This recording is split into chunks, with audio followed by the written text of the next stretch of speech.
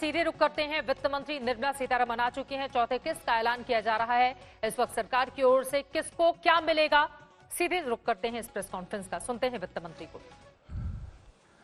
आज हम आत्मनिर्भर भारत चौथे दिन का जो है वित्त मंत्री जी की तरफ से आप लोगों के ब्रीफिंग के लिए स्वागत करते हैं और मैं रिक्वेस्ट करता हूं कि आज की ब्रीफिंग मैडम शुरू कर दी जाए।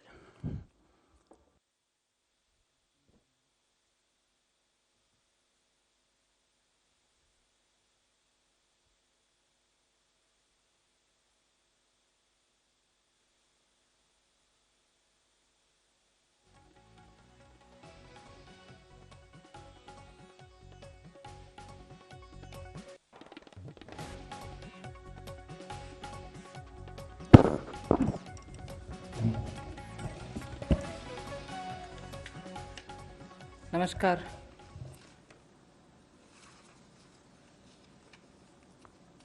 Today is the fourth day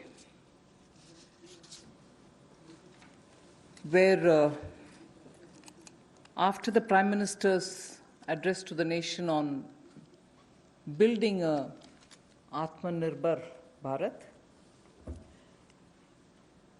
we have been announcing in several tranches the various steps that we want to take to give a stimulus, to help and to extend that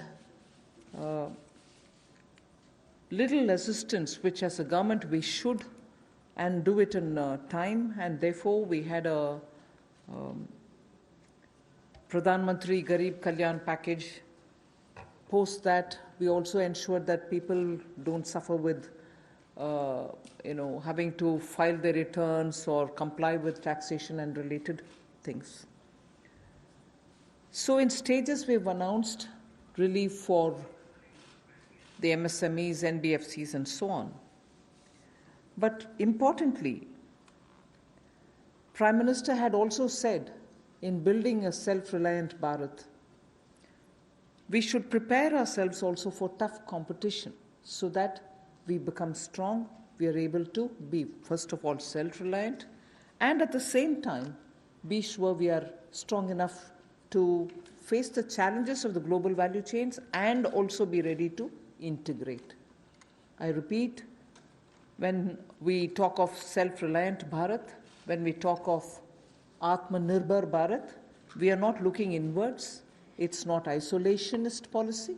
It is certainly making India strong, making India rely on its strength and be ready to face the global challenge. Many sectors need policy simplification, whereby we can make it simpler for people to understand what that sector can provide for them, how they can participate in that sectoral related activities, bring in transparency in processes, and so on. So once we decongest sectors, we can also provide the necessary boost. That sector too will become strong enough and competent enough to provide the necessary boost for growth and employment.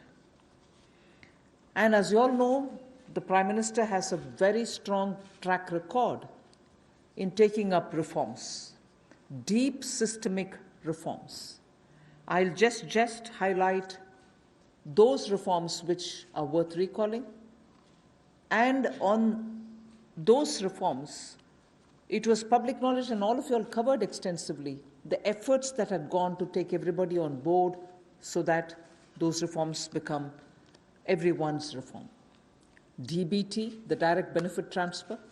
Today it's become very useful for us to be able to directly give money in the hands of people.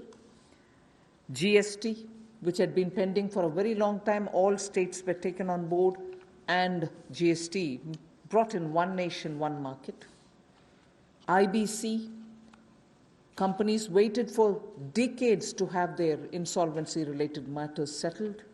Limited success was felt through the various other programs, schemes which existed, SARFACI or BIFR and so on.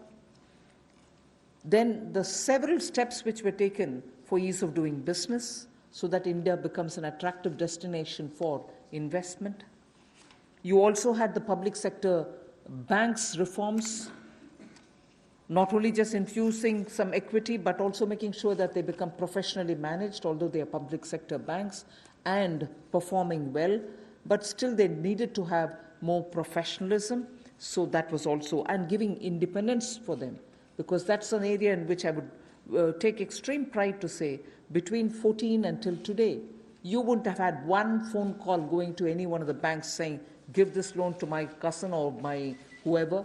No cronyism has been developed through the banks. Direct taxation reforms, Revenue Secretary is here. Most unexpected time, the country saw that a drastic step had been taken, drastic but in a favorable sense. Power sector reforms. Udai was a scheme which was brought in with a great sense of wanting to clean up that sector. It has its challenges, but it was a daring reform.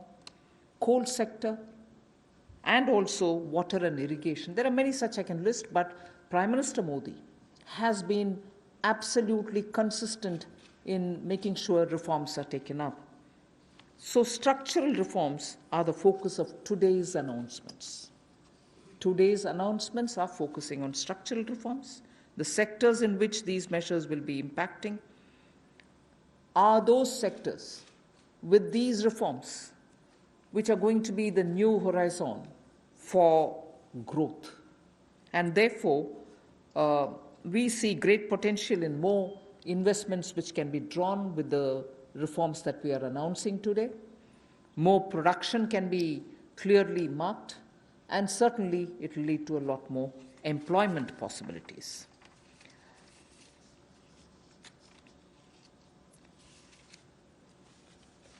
We can actually start off with some preliminary slides before I go into talking about today's announcements, which will explain all the steps that we've taken in the recent past to make sure that investment come into this country and also make India a far more business-friendly destination. Before I go into that, it is important for us to recall that steps which have been taken earlier have been announced variously at different times.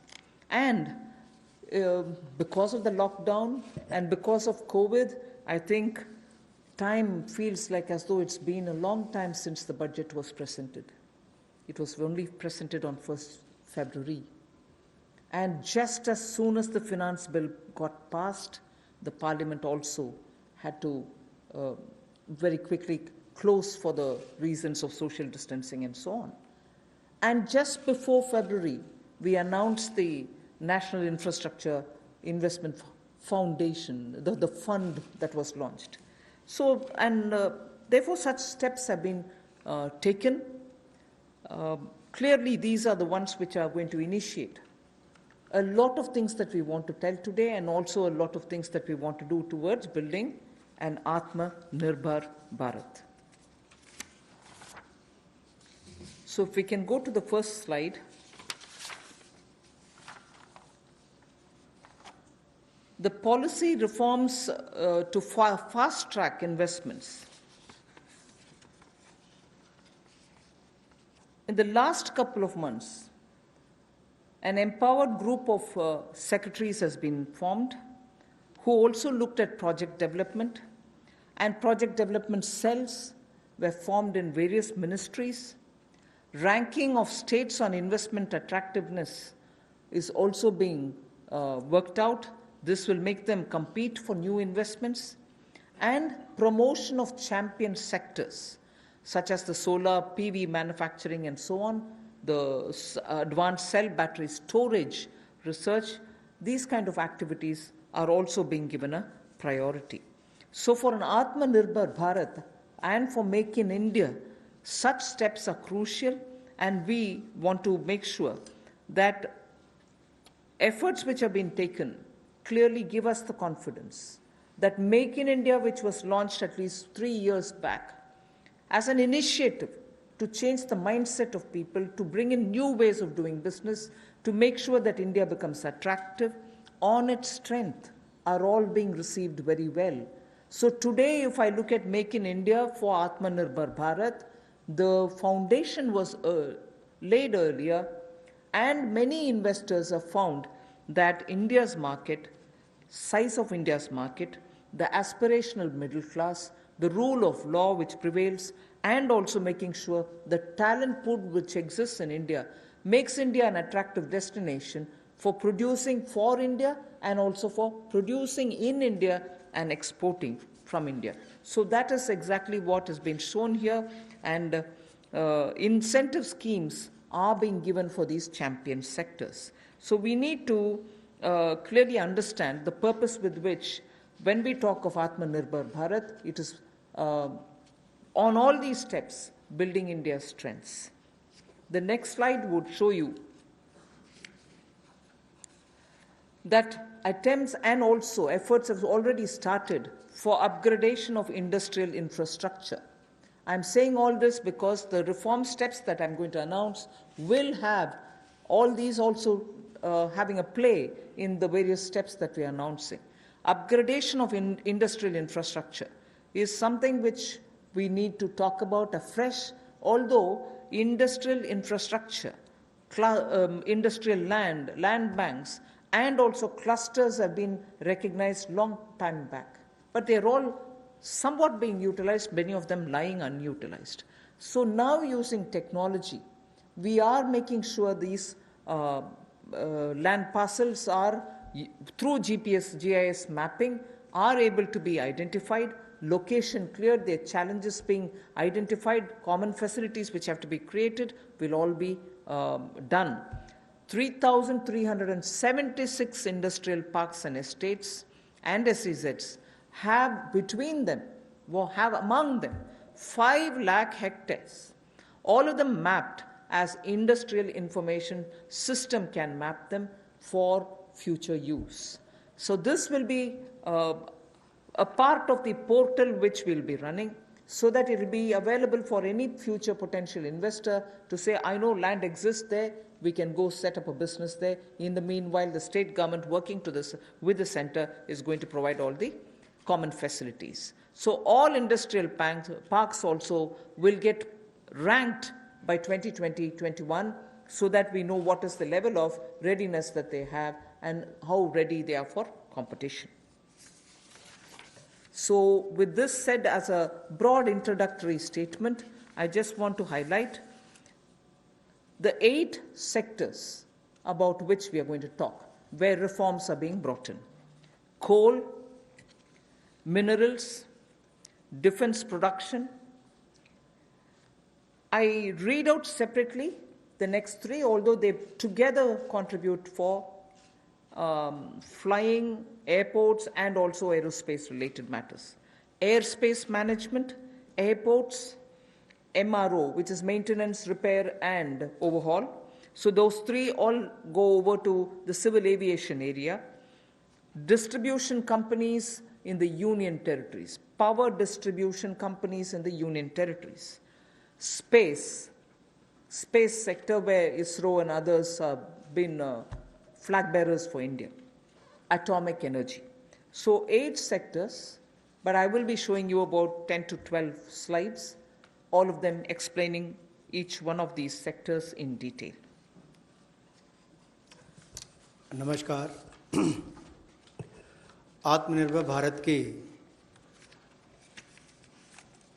जो कल्पना माननीय प्रधानमंत्री जी ने हम सबके सामने रखी थी और 20 लाख करोड़ का पैकेज देश भर के लिए लाए थे, उसी कड़ी में आज चौथी प्रेस वार्ता में नए क्षेत्र कौन से हमारे विकास के लिए हो सकते हैं, उसको लेकर क्या बदलाव, क्या रिफॉर्म्स लाई जा सकती हैं, उसको लेकर आज हम आप सबके सामने आए हैं। क्योंकि माननीय प्रधानमंत्री जी ने कई बार पहले भी कहा है, रिफॉर्म, परफॉर्म, ट्रांसफॉर्म, और उसी दिशा में सबसे पहला कदम है रिफॉर्म्स लाने का। पिछले कुछ दिनों में एमएसएमई सेक्टर हो या एग्रीकल्चर सेक्टर हो, इनकी परिभाषाएं चाहे एमएसएमई की हो, ये एसेंशियल कमोडिटीज एक्ट की हो, एपीएमसी एक्ट की बात हो, इनको बदलने से ही इतनी पॉजिटिव बातचीत पूरे देश भर में हो रही है, एक सकारात्मक सोच इन दोनों वर्गों में देश भर के करोड़ों लोगों के बीच में चल रही है। एक नया क्षेत्र या बाकी नए क्षेत्र, जिनकी माननीय वित्त मंत्री जी ने अभी बात कही कि 8 नए क्षेत्रों को लेकर आप सबके सामने आए हैं। ये भी कहा कि आत्मनिर्भर भारत को कड़ी प्रतिस्पर्धा के लिए तैयार रहना होगा, हर चैलेंज के लिए, चुनौती के लिए तैयार रहना होगा, और जहां जहां नीतिगत बदलाव चाहिए वहां वहां नीतिगत बदलाव लाने के लिए भी हम लोग तैयार हैं। अब इम्प्लीमेंटेशन की बात आती है, उसके लिए माने ही मोदी जी जाते हैं कि किस तरह से अच्छी इम्प्लीमेंटेशन पिछले 6 वर्षों में करके दिखाई, चाहे वो जीएसटी की बात हो, इंसॉल्वेंसी बैंक्रप्सी कोड की बात हो, जनधन योजना की बात हो, यूपीआई जैसे प्लेटफॉर्म बनाने की बात हो, हर गांव में बिजली और हर घर को राशन देने तक की कोविड-19 की स्थिति में बात हो। तो इसलिए इस सेक्टर्स में भी तेजी कैसे आए, फास्ट ट्रैक इन्वेस्टमेंट की कैसे हो, उसके लिए एम्पावर्ड ग्रुप ऑफ सेक्रेटरीज का गठन किया गया है, जो निजी निवेश की मंजूरी के लिए गति देने का काम उसमें से करेंगे ताकि उसमें सहायता मिल सके और आकर्षित हम विदेशी निवेश को कर सकें। प्रत्येक मंत्रालय में प्रोजेक्ट डेवलपमेंट सेल बनेगा जो ये तय करेगा कि किस क्षेत्र में निवेश आ सकता है, कौन निवेशक हो सकता है, इनसे बातचीत करेगा और राज्यों से और केंद्र से बात भी करेगा ताकि निवेश करने वाले को कहीं पर दिक्कत ना आए। एक तरह से हैंड होल्डिंग करने का काम यहाँ पर होगा। राज्यों की रैंकिंग भी होगी, उनकी कितनी अट्रैक्टिव पॉलिसीज हैं कि इन्वेस्टमेंट के लिए, यानी कि निवेश के लिए कितनी आकर्षित करने वाली उनकी योजनाएं हैं, उसके ऊपर डिपेंड करेगा उनकी रैंकिंग को। और नए चैंपियन सेक्टर्स को बढ़ावा देने के लिए, चाहे वो सोलर पीवी हो, इसकी मैन्युफैक्चरिंग की बात हो, या एडवांस सेल बैटरी मैन्युफैक्चरिंग की बात हो, इसके लिए भी जो भी इंसेंटिव देने होंगे वो भी हम लेकर आएंगे ताकि इन क्षेत्रों में भी बढ़ावा, ऐसे और कई क्षेत्रों में भी बढ़ावा मिल सके जो नए चैंपियन सेक्टर्स हैं।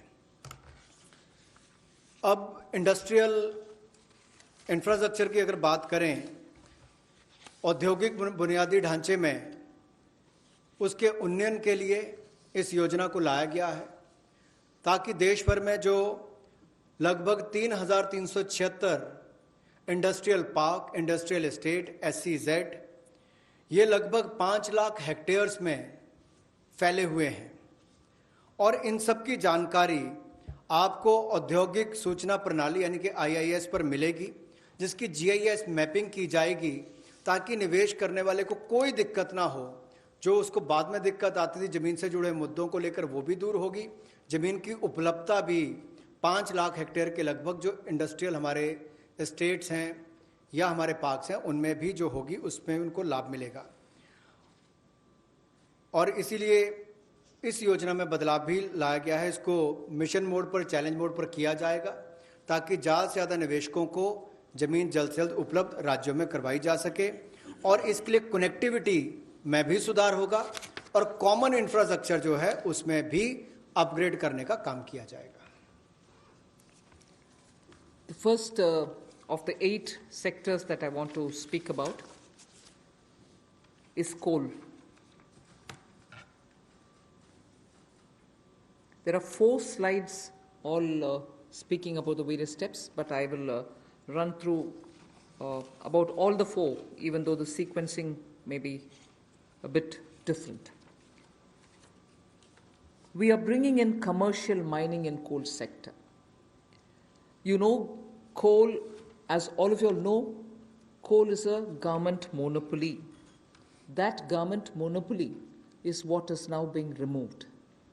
Commercial mining of coal on a revenue sharing basis would help more coal availability and also more coal availability at market prices. So this will be far more efficient and more people can get to using it. Liberalized entries will be allowed for people to participate for a range of coal blocks, and for those who produce well before the deadline, incentives also will be given. But let's first understand, if India, which is the 3rd richest or which has the 3rd largest and 3rd large valued coal availability in its mines, in untapped mines, meaning it has the 3rd valuable deposit of coal and we still import coal, and we still sometimes feel that the energy sector is suffering because raw material is not available.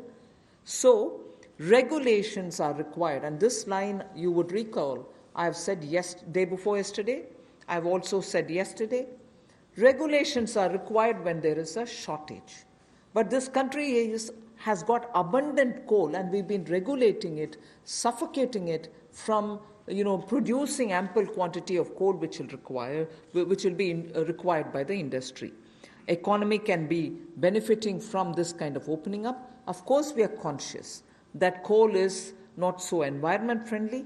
So in order to have coal converted into gas, we are providing incentive so that coal is also used, but the environment commitments of India are honored, and we benefit from gasification of coal. And also the coal bed methane also will be auctioned, so that these coal beds which are with Coal India but untapped also can benefit the country. So the coal bed methane extraction also will happen through auctioning. 50,000 crores will be spent by Government of India for creating evacuation infrastructure. Because after the coal is mined, brought to the pit head, you don't have enough right kind of infrastructure to have this mined coal evacuated from there. So 50,000 crores is being given to ensure that evacuation infrastructure is provided. So this is, in short, what is being done to bring in reforms in the coal sector.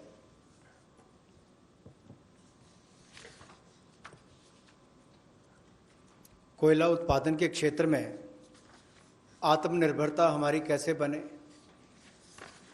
और केवल उतना ही कोयला बाहर से लाया जाए जिसकी आवश्यकता है, जो यहाँ पर उपलब्ध नहीं है। दुनिया के पहले 3 सबसे बड़े भंडारण क्षमताओं में जहाँ पर कोल ब्लॉक्स है, यानी कि जहाँ पर कोयला है, उसमें भारत आता है।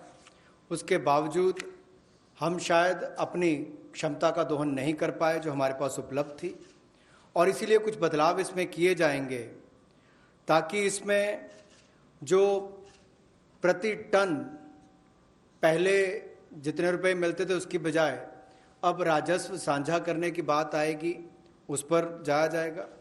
और जैसे पहले जो स्टील प्लांट चलाते थे, बिजली का उत्पादन करते थे, केवल उनको मिलता था, इसके लिए ओपन ऑक्शन भी होगी ताकि ओपन मार्केट में सेल कर सकें, ज़्यादा लोग इसमें आए, ज़्यादा इसका खनन हो सके, और इससे देश की अर्थव्यवस्था को और देश के उद्योग को भी बल मिलेगा।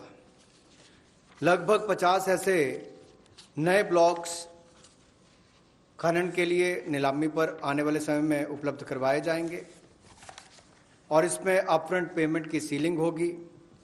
कोई पात्रता के बड़ी कंडीशन इसमें नहीं है इस तरह की, केवल उनको अपफ्रंट पेमेंट करनी है। और यही नहीं, इसके अलावा जो पार्शली एक्सप्लोर्ड थे हमारे खदान, उनको भी देने का काम किया जाएगा ताकि उनका भी खनन और किया जा सके और उसका लाभ भी मिले। कहीं ना कहीं आंशिक रूप से ये जो अन्वेषण हुआ था, अब इसको निजी क्षेत्र को देकर जल्दी उसमें और लाभ मिल सकता है, और प्लेयर्स आएंगे तो खनन ज़्यादा हो पाएगा। और जो अपना समय से पहले खनन की प्रक्रिया को पूरा करता है तो उसको भी इंसेंटिवाइज करने का काम कुछ ऐसे प्रोग्राम्स के माध्यम से किया जाएगा। गैसिफिकेशन के लिए नई अलॉटमेंट्स की जाएंगी ताकि अलग अलग इसमें डाइवर्सिफाइड अपॉर्चुनिटीज मिल सकें उनको। रेवेन्यू शेयर में उनको रिबेट मिलेगा जो सक्सेसफुल कोल बिडर्स होंगे। और यही नहीं, इसके इंफ्रास्ट्रक्चर के डेवलपमेंट के लिए, आधारभूत ढांचे के डेवलपमेंट के लिए लगभग 50,000 करोड़ रुपया खर्च होगा।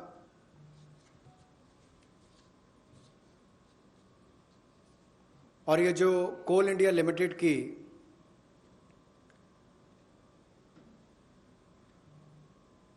एनहांस्ड एवैक्यूएशन की हम बात करते हैं, NCIL जो कोल इंडिया लिमिटेड की जो खदानें हैं उसके लिए भी कोल प्रोडक्शन प्राइवेट ब्लॉक्स को दी जाए, उसके लिए भी इसमें अवसर उपलब्ध होंगे। I move to mining of minerals. We spoke about coal all the while. Now we talk about minerals. Minerals, the sectoral reform that we want to bring in order that we have a boost given for growth of the sector, better employment potential, and bring in state-of-the-art technology, is to now have a seamless composite exploration come mining come production regime.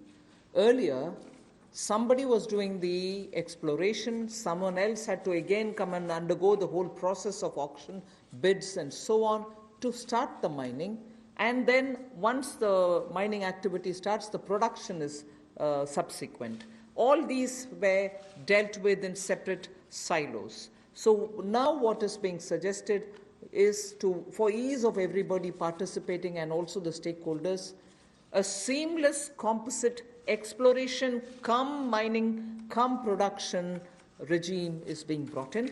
So there is no uncertainty for somebody who invests a big quantum of money for exploration whether he'll be able eventually to even to mine the mineral. So that system is going to make it easy. 500 mining blocks would be offered through this open, transparent mechanism. And if I take the example of aluminium, the way in which things had happened, the prevailing by the prevailing setup, if somebody wants bauxite, which is a necessary raw material for aluminium, he had to go for an auction for bauxite. And then he would realize that he doesn't have enough power to generate, or power supply is erratic. Then he would turn around saying, can I have some coal from somewhere? If he doesn't get it, or if he doesn't have enough power supply, he ends up sitting with the raw material but not being able to produce aluminium. So many such people had left this country and gone and invested elsewhere because of these mismatched policy. So what we are now taking the example of aluminium telling you is joint auction of the necessary two, like bauxite and coal, will happen so that it can enhance aluminium industry's competitiveness and will help aluminium industry now to reduce electricity costs, because they would be given the coal, they can gasify it and then use it, or use it in the other way. So that is one major step that we want to take in order that the mineral sector is better facilitated. And then we would also like to remove the distinction between captive and non-captive mines. So that will also help in transferring of mining leases and sale of surplus and sale of unused minerals. So I've had a mine given to me, I've taken some mineral out of it, but later I've lost interest, I don't have the capacity anymore. The left unused mineral lies there, nobody else benefits out of it. So now we are permitting them to transfer the mining lease so that whoever is interested in using the rest of it, which has been kept there, meaning which is lying there unmined, they can also use it, so the country can benefit from it. Then the Ministry of Mines is in the process of developing a mineral index for different minerals. The process is ongoing. Then a rationalization of stamp duty, which is payable at the time of award of mining leases, is also happening. So these two slides have clearly told you about the various reform steps that we're taking in order that this country, which is rich in minerals, gets timely served by the availability of the minerals for the industries to benefit from. जहाँ कोयले वाले में पहले partially explored blocks, इनकी भी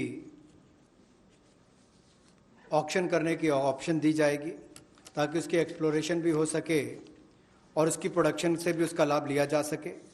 इसमें private sector की participation को बल मिलेगा और इससे इस क्षेत्र को बढ़ावा मिलेगा. गैसिफिकेशन की जो बात की गई, इससे भी एक डाइवर्सिफाई करके क्लीन फ्यूल की तरफ जाने की बात अगर हम करें तो उसका भी लाभ मिल पाएगा.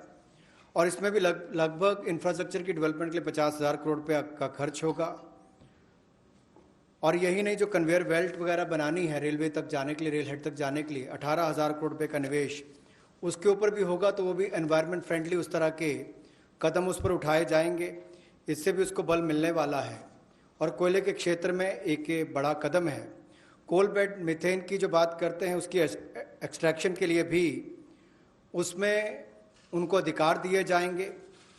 और ईज़ ऑफ डूइंग बिजनेस में उसमें भी इसकी सिंप्लीफिकेशन और की जाएगी ताकि माइनिंग प्लान को छोटा किया जा सके और 40% इसमें ऑटोमेटिक जो इंक्रीज है वो एनुअल प्रोडक्शन में देने का अवसर मिलेगा। और कंसेशन कमर्शियल टर्म्स में कहा जाए तो लगभग 5,000 करोड़ के इसमें वो भी होंगे।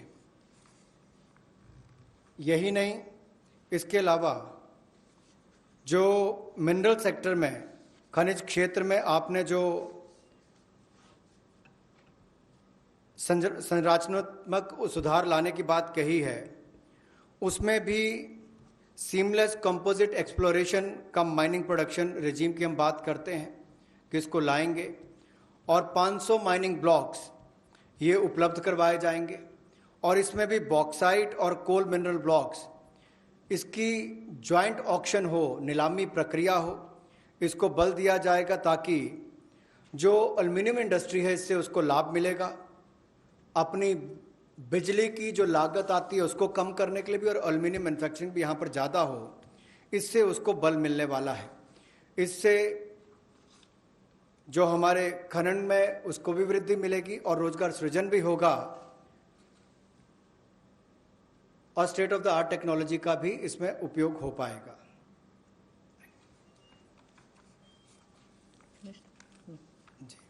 मिनरल इंडेक्स बनाने की एक बात हमने यहाँ पर की है जिसको डेवलप किया जाएगा और स्टैंप ड्यूटी को रैशनलाइज किया जाएगा।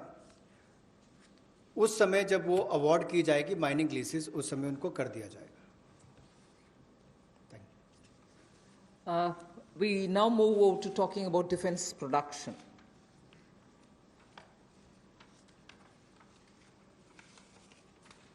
Make in India and self-reliance have now, as I said, become a partner in the sense of for self-reliance, Make in India is absolutely necessary.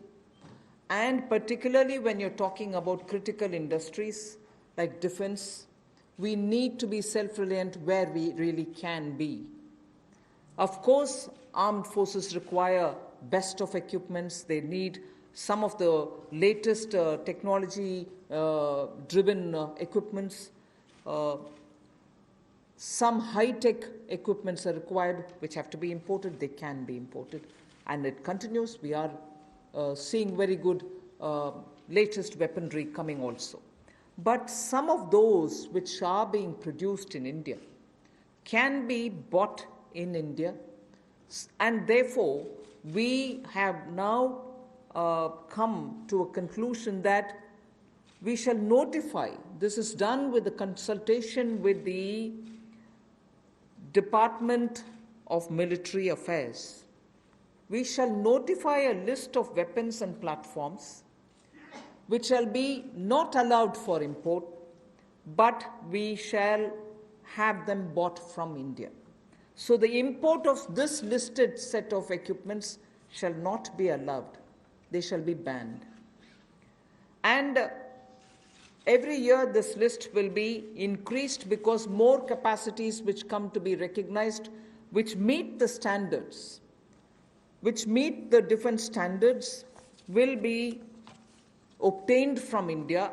As they say, the defense's general staff qualitative requirements, the GSQRs for weapons and platforms will all be honored, but those list of items which get notified can only be purchased from India. Indigenization of some imported spares will also be given priority. For years we have been producing spares which are good enough for even those imported vectors, imported weaponry, imported platforms.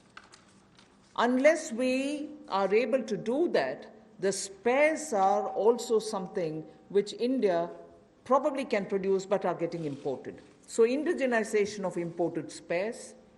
Then for all this, a budget provision, a separate budget provision will also be given for domestic capital procurement.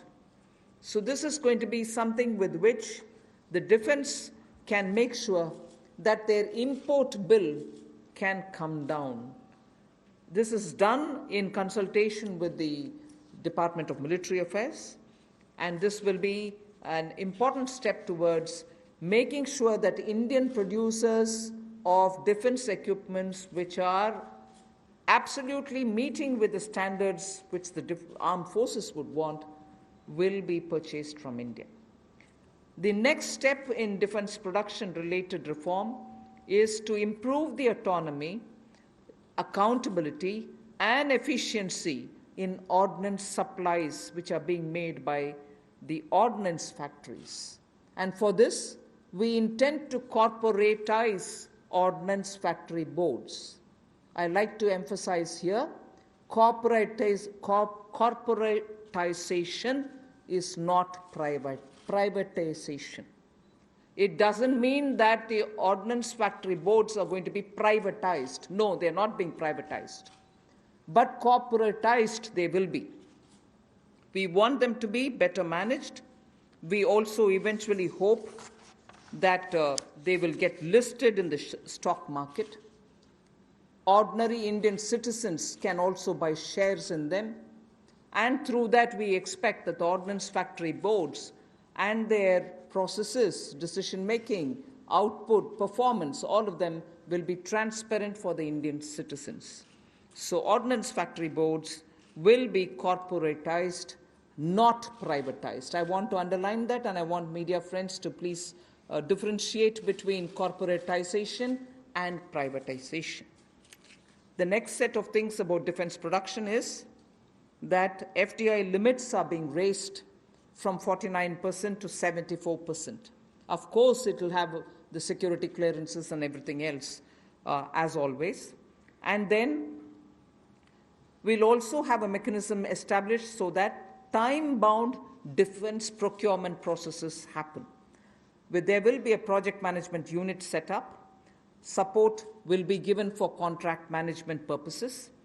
Then we'll, as I said earlier, a realistic setting for the general staff qualitative requirements, the GSQRs as they're known, of weapons and platforms will be made, because sometimes unrealistic quality requirements are established and quite a lot of time is spent in searching for suppliers who will meet all those requirements. You end up with just one supplier, and just buying it from one supplier is not permitted, and then you do the entire circle all over again. So realistic setting of qualitative requirements is something on which we'll place emphasis, and above all, overhauling of the trial and testing processes. Yes, we understand India is a country which has different climatic and geospatial requirements, tropical, coastal, Himalayan, high altitude, and everything else. But we still need to be far more efficient in trial and testing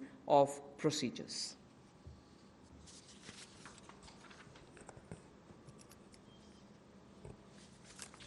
रक्षा उत्पाद में आत्मनिर्भरता लाने के लिए make in India को बल देना बहुत आवश्यक है, और पिछले 3 वर्षों में बहुत सारे क्षेत्रों में भारत में इस दिशा में कदम उठाए गए, और रक्षा उत्पाद के लिए मेक इन इंडिया को बल देना और आत्मनिर्भरता लाना इस दिशा में कदम है।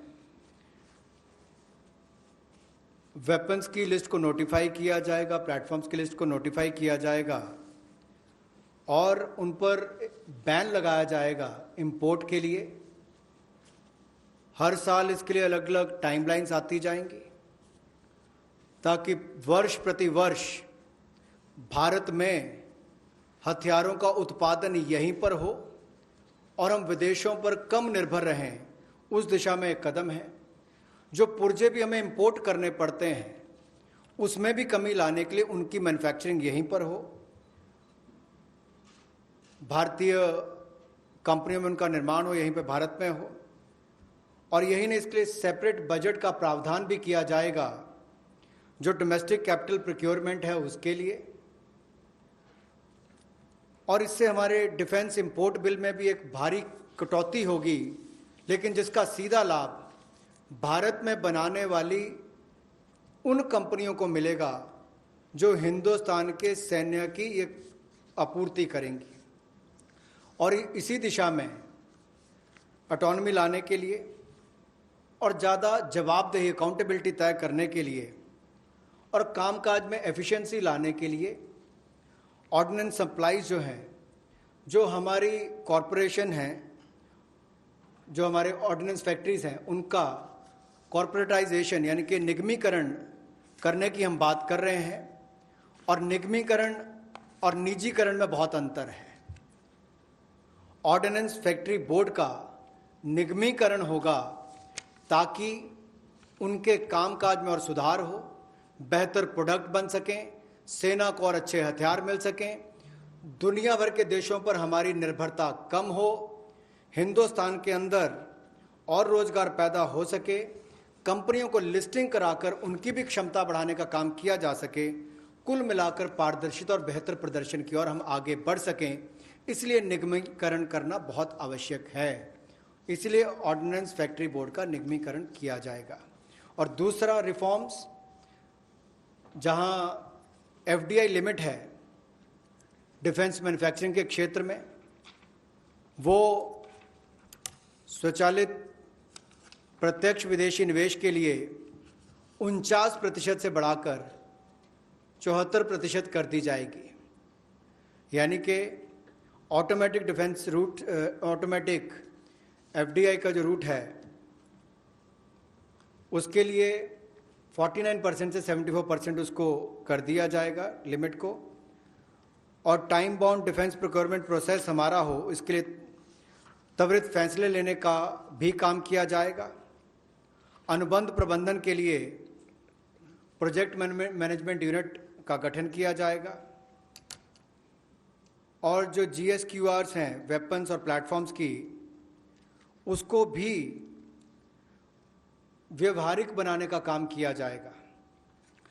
और जो हमारे प्रशिक्षण की प्रक्रियाएं हैं जिसमें बहुत लंबा समय, कई बार वर्षों तक लग जाते हैं, उसका जीर्णोद्धार भी किया जाएगा ताकि उसमें कम समय लगे और जल्दी प्रोक्योरमेंट करने का, ताकि टेस्टिंग समय पर हो जाए, ट्रायल्स हो जाए और हम समय पर उनका ऑर्डर कर सकें। The next three relate to civil aviation. I'll be fairly speedy about them. One relates to airspace management. The next relates to PPP and airports which are being given for management and maintenance. Then MRO hub. The three are put together relating to civil aviation. The first is the airspace management. Just to give you a background, only about 60% of the Indian airspace is freely available. And that's because airspace is fairly restricted for its use for civil purposes and defense purposes. This means that all these years, all these decades, we have been flying to some most destinations, not through the shortest route, but slightly longer routes, which means you're having more time in the air. This actually has to be rationalized. Optimum utilization of airspace is best, because after all the fuel spent is also something which we import. Huge bill goes for that. Finally, the customer ends up paying more price for the flying, and for pilots it's a extra hour of flying or half an hour of flying. Above all, if we are able to optimally utilize the airspace and reach quickly, every one of our time is saved, and therefore now rationalization is going to happen. We will be able to get to our destination at the shortest possible time, thus saving travel time, thus saving fuel, thus saving also the pilot's flying time. This is an environment-friendly step, but having very big implication on India's fuel import bill, and also for civil aviation, which in India has biggest potential in growth. Civil aviation is up for a big leap. So the airspace availability through which the flying time is influenced is going to be better. That is one. The second that I'd like to tell you about is 6 more airports are for auction, and the Airports Authority of India shall do it on public-private basis, PPP basis. Additional investments also are likely to happen by private players in about 12 airports, which they are already holding, for better world-class facilities to be brought in. So majorly, airports in India will become far more with better facility and customer experience. This has financial implications to the extent not so much for the budget, but the AAI, the Airports Authority of India, will get a down payment of 2,300 crores, and also the first and second rounds of investments are expected to get 13,000 crores. So this is one step which will at a time increase better facilities and also make our airports a lot more worthy experience for the passengers. The third in this, because it's all pertain to civil aviation, is making India an MRO hub. This was mentioned also in the budget.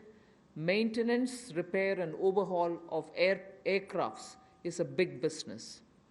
Most of the Indian aircrafts themselves go abroad to do their repair works, spend on parts there, and also come back for after the overhaul to India.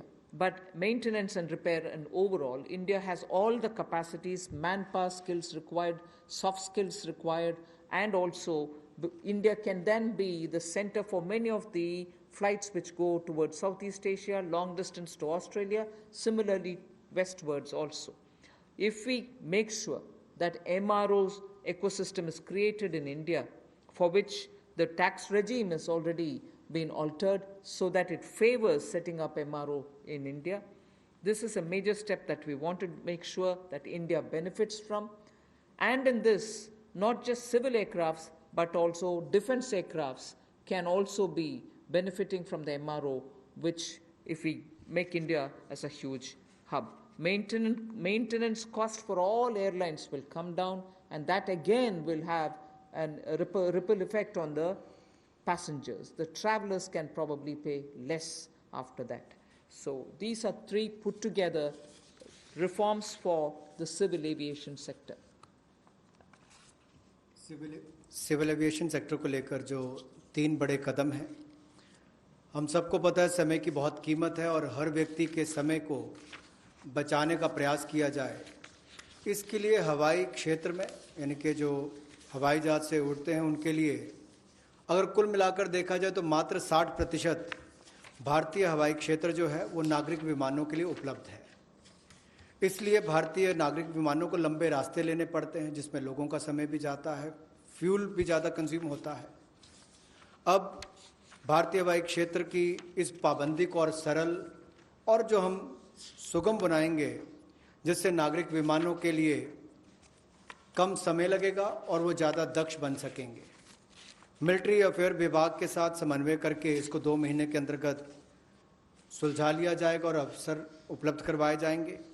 इससे विमानन क्षेत्र को 1,000 करोड़ रुपए का फ़ायदा होगा, जिससे सीधे तौर पर अगर आप देखें तो एयर टर्बाइन फ्यूल वो बचेगा, तो हमारा इंपोर्ट बिल भी कम होगा, लोगों का समय बचेगा, एनवायरनमेंट बचेगा, पर्यावरण को बचेंगे और समय कम लगेगा। ये एनवायरनमेंट फ्रेंडली इनिशिएटिव भी हमारा है और एयर स्पेस की मैक्सिमम यूटिलाइजेशन भी हो सकेगी। दूसरा, हवाई अड्डों पर अच्छी सुविधाएं और कैसे मिले, इसके लिए वर्ल्ड क्लास एयरपोर्ट्स पीपीपी के माध्यम से, प्राइवेट पार्टनरशिप के माध्यम से कैसे हो। एयरपोर्ट अथॉरिटी ऑफ इंडिया ने ये सार्वजनिक निजी साझेदारी के तहत 6 में से 3 हवाई अड्डों का अनुबंध प्रदान किया है और इसमें से जहां पहले 540 करोड़ रुपया आता था प्रतिवर्ष, अब 1,000 करोड़ रुपया आता है। और इसके अलावा एयरपोर्ट अथॉरिटी ऑफ इंडिया को डाउन पेमेंट भी लगभग 2,300 करोड़ रुपए की मिलेगी ये एनुअल रेवेन्यू जो 6 एयरपोर्ट्स का है, और 6 और एयरपोर्ट्स को आइडेंटिफाई किया गया है दूसरे राउंड की बिडिंग के लिए। इसका बिड प्रोसेस भी जल्द शुरू कर दिया जाएगा। अतिरिक्त निवेश जो हम इस प्राइवेट प्लेयर्स के माध्यम से देख रहे हैं निजी क्षेत्र में, ये 12 हवाई अड्डों में पहले और दूसरे चरण में लगभग 13,000 करोड़ रुपए का आएगा। 13,000 करोड़ रुपए का निवेश पहले और दूसरे चरण में 12 हवाई अड्डों में आएगा, और 6 और एयरपोर्ट्स के लिए भी जल्द ही तीसरे राउंड में बिडिंग की प्रक्रिया, नीलामी की प्रक्रिया शुरू हो जाएगी। एक और क्षेत्र है जो मेंटेनेंस, रिपेयर, ओवरऑल की बात करते हैं। जैसे गाड़ियों की रिपेयर तो लोकली हो जाती है, लेकिन हवाई जहाज़ों का इंजन हो, बाकी स्पेयर्स हों, इसकी रिपेयर चाहे सिविल एविएशन के हों, नागरिक विमान हो या मिलिट्री के हों, उनमें से भी ज़्यादातर विदेश में जाकर रिपेयर होते थे। तो एक और हमारे यहाँ के लोगों का रोजगार के अवसर छीनते थे, दूसरा बाहर जाकर उनको मेंटेनेंस करवानी पड़ती थी। अब उसके लिए भी टैक्स रेजिम में बदलाव किए गए, उसमें एमआरओ का लिए इकोसिस्टम बनाया गया जिसको रैशनलाइज किया गया है। इससे लगभग जो 800 करोड़ से लेकर 2000 करोड़ रुपया 3 वर्षों में एयरक्राफ्ट के कंपोनेंट्स की रिपेयर के लिए या एयरफ्रेम की मेंटेनेंस के लिए जो खर्चा होता है, उसमें भी बचत होगी, और वो काम यहीं पर मिलना शुरू हो जाएगा हिंदुस्तान के अंदर। और जो मेजर इंजन मैन्युफैक्चरर्स हैं वो भी अपने इंजन रिपेयर फैसिलिटीज़ को यहाँ पर भारत में लानी शुरू करेंगे, और डिफेंस और सिविल सेक्टर को कन्वर्ज करके भी हम लोग इस सेक्टर को बढ़ावा दे सकते हैं। उस दिशा में कदम उठाए जाएंगे ताकि जो कॉस्ट है एयरलाइंस की या हमारे डिफेंस की वो भी कम आए। उस दिशा में कदम है।